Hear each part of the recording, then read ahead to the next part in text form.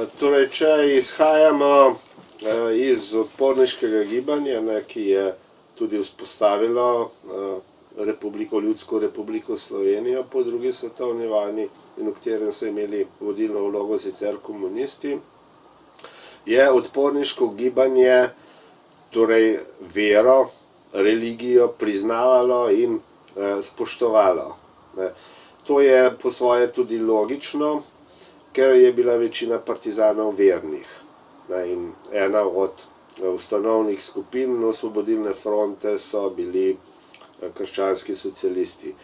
Tako da med vojno potekajo maše in so tudi praznovanja Božiča. Imamo ohranjenih je več fotografij o takih partizanskih pravzaprav praznovanjih Božiča. Po drugi svetovni vojni se je to začelo spreminjati, zlasti pod vplivom komunistične partije, vendar se je v prvih letih, do leta 1948, Božič še vedno ohranil kot praznik.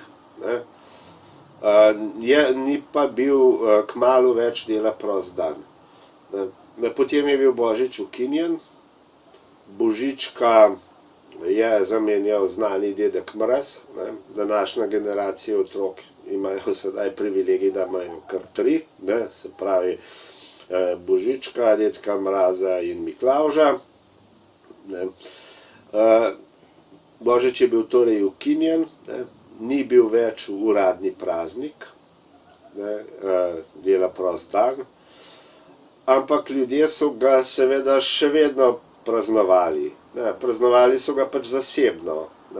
Ravno tako so bile polnočnice, razne druge cerkvene prireditve in torej v družinskih krogih seveda z obvezno potico in vsem drugim je ohranjal Božič svojo tradicijo.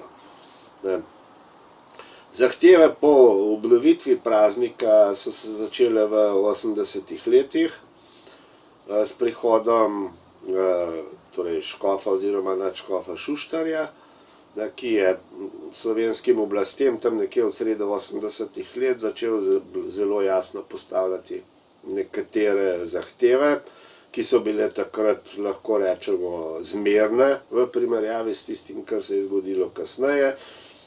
Se pravi, obnova karitativne dejavnosti, pristop do medijev in med drugim tudi praznovanje Božiča, še nekatere stvari.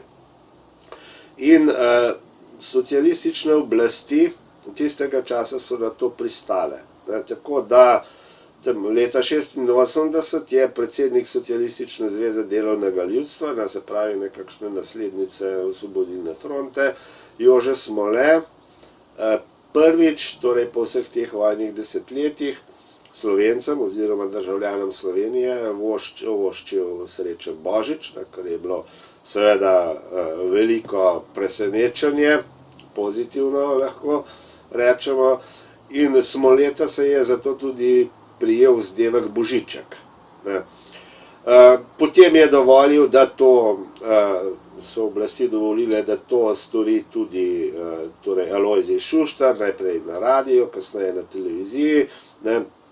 Vse od srede 80-ih let, da se Božič neformalno vedno bolj pojavlja tudi v medijih, zlasti skozi opisovanje kulturnih običajev, raznih navad, receptov in tako naprej.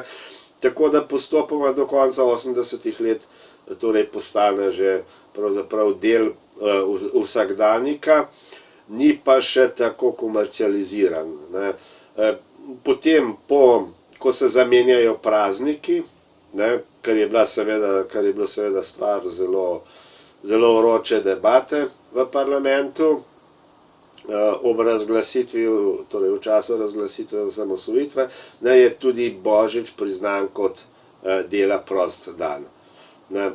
Od takrat naprej gre Slovenija po tej znani, kako bi temu rekli, potrošniški poti, ko je Božič pravzaprav samo eden od praznikov v celi vrsti, v celi verigi praznikov, ki jo trgovske mreže organizirajo, pravzaprav od enega praznika do drugega.